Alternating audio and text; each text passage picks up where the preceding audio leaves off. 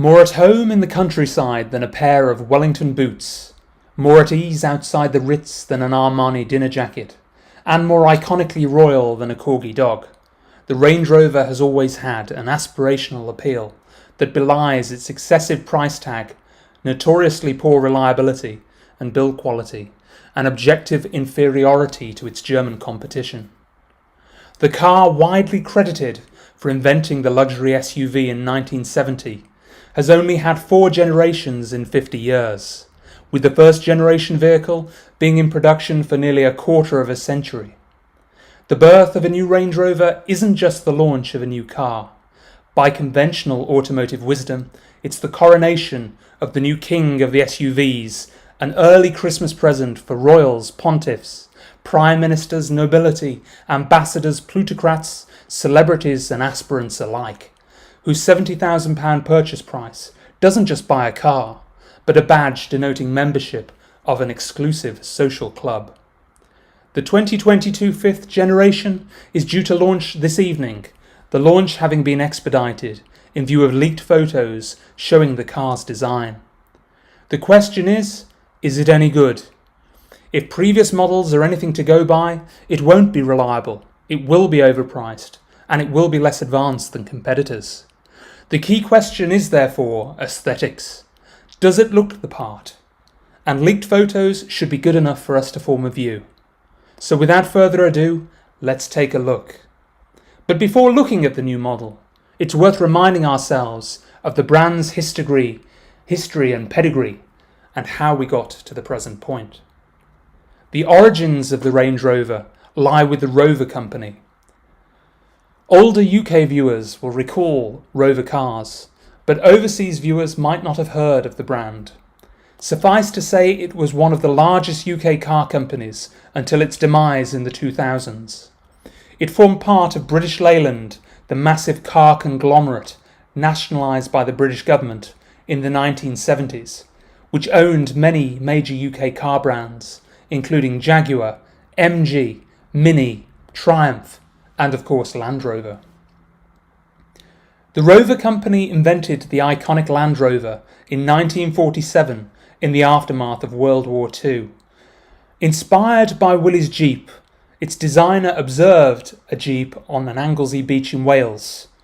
The original purpose of the car was to help British farmers, but it quickly caught on as the vehicle of choice for militaries, police forces, and explorers around the world. It was such a successful go-anywhere vehicle and such a staple in the final days of the British Empire and early days of the Commonwealth that it is said that the first car ever seen by half the world's population was a Land Rover. Over 7 million were sold. Tough and capable as the Land Rover Defender was, no one could accuse it of being luxurious or dynamic on the road. And so in the 1950s, the Rover company experimented with the Road Rover, before going on to build the first Range Rover prototype in 1967. Interestingly, and despite conventional wisdom, the Range Rover was not the world's first luxury 4x4. Indeed, the Jeep Wagoneer, a new version of which launched this year, was launched back in November of 1962, some 8 years prior. Range is a reference to farm, which in turn refers to the gentleman farmers who were envisaged as likely customers. At launch, the Range Rover wasn't a particularly luxurious car. It came with vinyl seats and plastic dashboards designed to be washed down with a hose. In 1970, the car was launched as a 2-door SUV.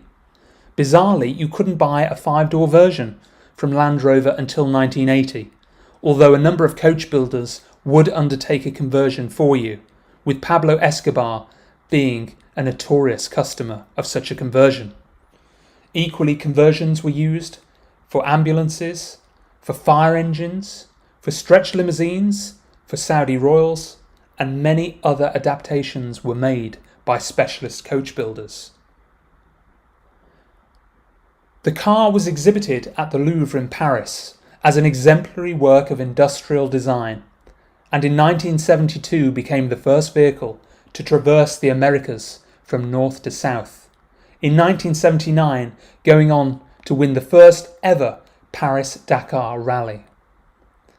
Noting that the clientele was moving upmarket, the car gradually became less utilitarian and more luxurious in the 1980s. Leather trim and automatic transmissions, a staple of any luxury car, arrived as late as 1984, some 14 years after production commenced. Humble origins indeed for the king of the luxury SUV. 17 years after production commenced, in perhaps one of the most successful marketing coups in automotive history, Land Rover launched the vehicle into the US at the 1987 Los Angeles Auto Show as a luxury vehicle. They launched the car as a new model, despite the fact that it was 17 years old. Imagine doing that today. Prior to that, if you wanted a Range Rover in the US, you had to import one through the grey market or through Aston Martin's American division. In 1992, Land Rover provided a stretched, long wheelbase version and air suspension, laying the foundations of the modern luxury car we know today. All other Land Rover models flowed from the Range Rover, the original Discovery being built on a Range Rover chassis.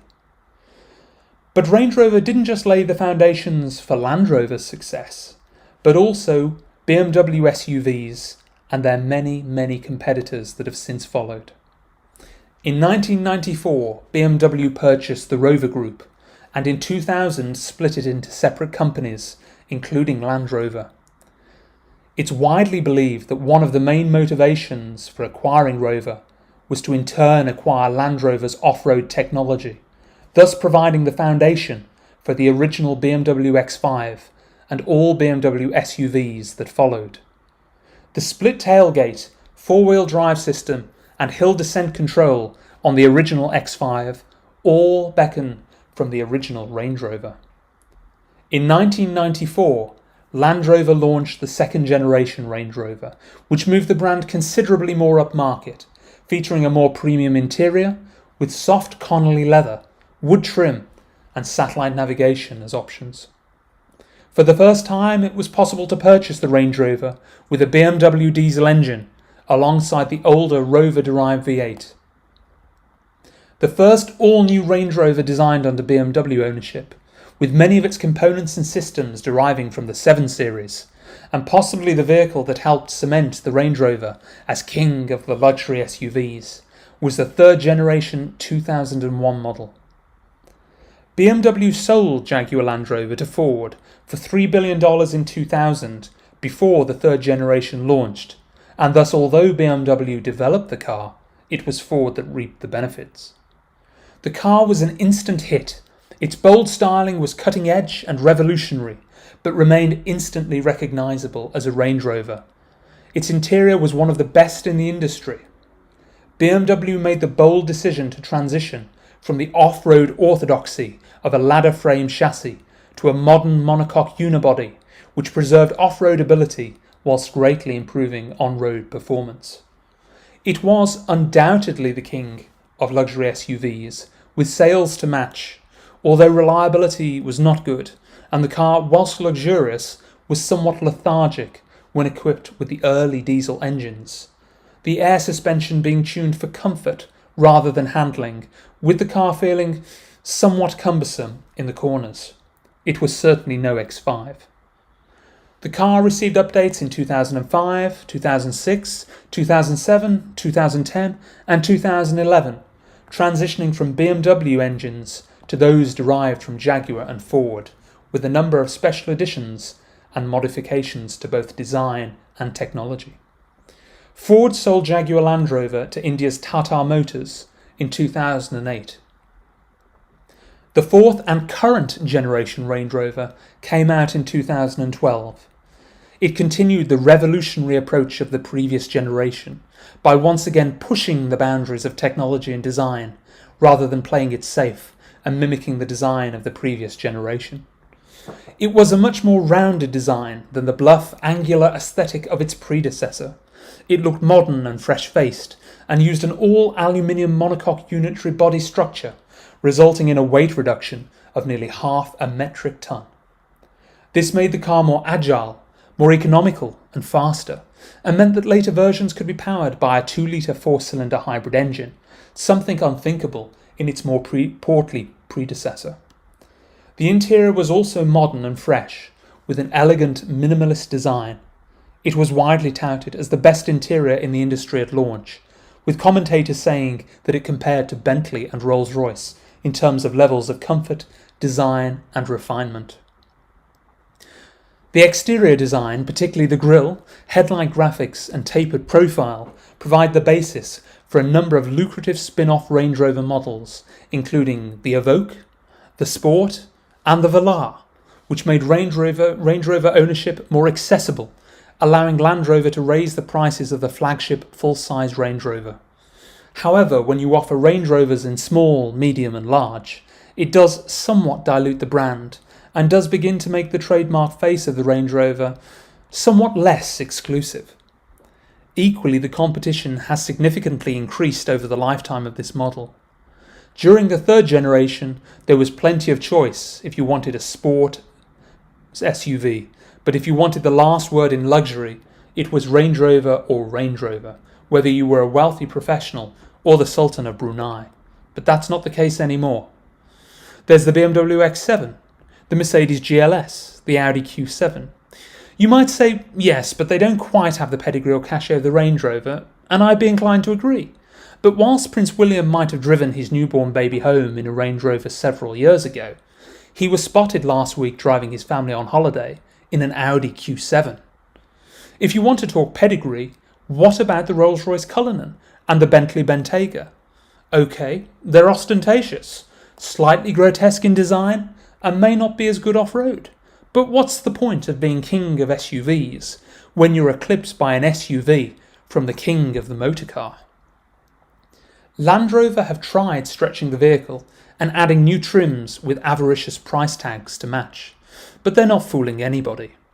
It's no longer the most luxurious SUV, it's no longer good enough for them to rest on their laurels. Equally, in the most recent James Bond films, you don't see a Range Rover as you would have done in older films. It's the Range Rover Sport or the Land Rover Defender. Why?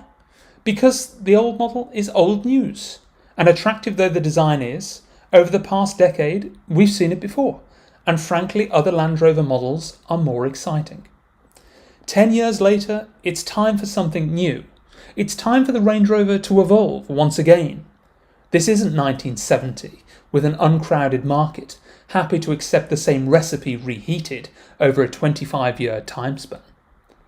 And with Land Rover's brutal culling of the Jaguar XJ Saloon, a vehicle with an even longer lineage than the Range Rover, this car doesn't just need to be the king of SUVs, it needs to be the king of luxury.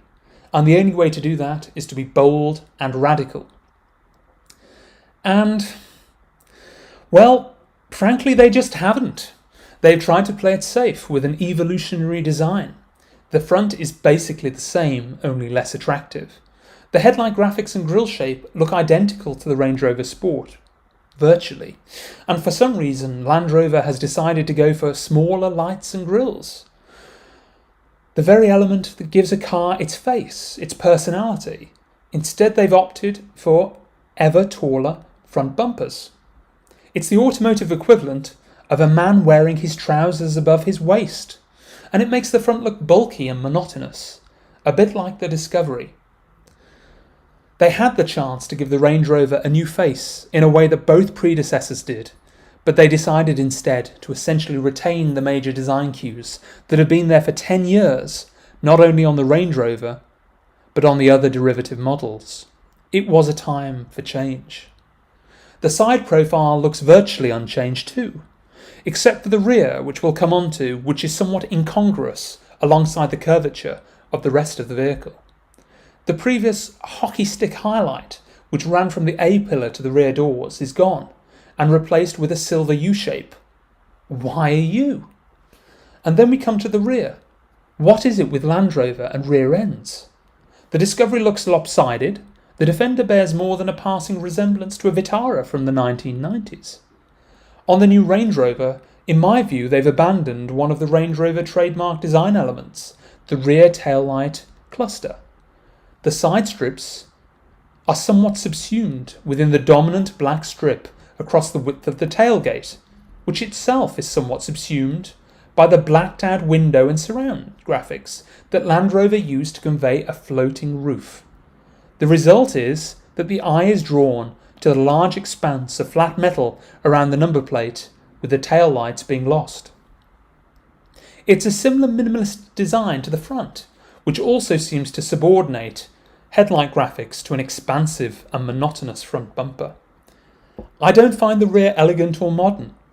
Competitors are using really interesting lighting graphics and are making tailgates look remarkably shapely whilst preserving rear boot space. This just looks boxy and dull in my view and doesn't fit with the rest of the car. Maybe it'll grow on us or look better in the metal, but on first glance, I'm not convinced. It's also disappointing to see that the iconic split tailgate has been slightly diluted by making the upper section much larger than the lower section. Given the unpunctuated expanse of metal on the upper tailgate, I don't think that was necessary. The interior is slightly underwhelming also, particularly when you compare it to something like the new S-Class. Luxurious, yes. Unique, no. Once again, evolutionary rather than revolutionary. The screens seem less prominent than on the existing car, which has dual screens in the centre console. The floating centre screen is okay, but nothing new. And if they were going for minimalism, I think Audi does it better. If they were going for a prominent screen, then Mercedes and Tesla clearly are more prominent. There's nothing in the interior design that particularly distinguishes it from a vehicle that you might have had over the last few years. You couldn't say that of the previous model, nor could you say it of the model before that. It's disappointing that Range Rover has not once again moved the game forward. I'm sure we all look forward to seeing the launch tonight and seeing the vehicle in the metal. Let me know what you think about the car in the comments below.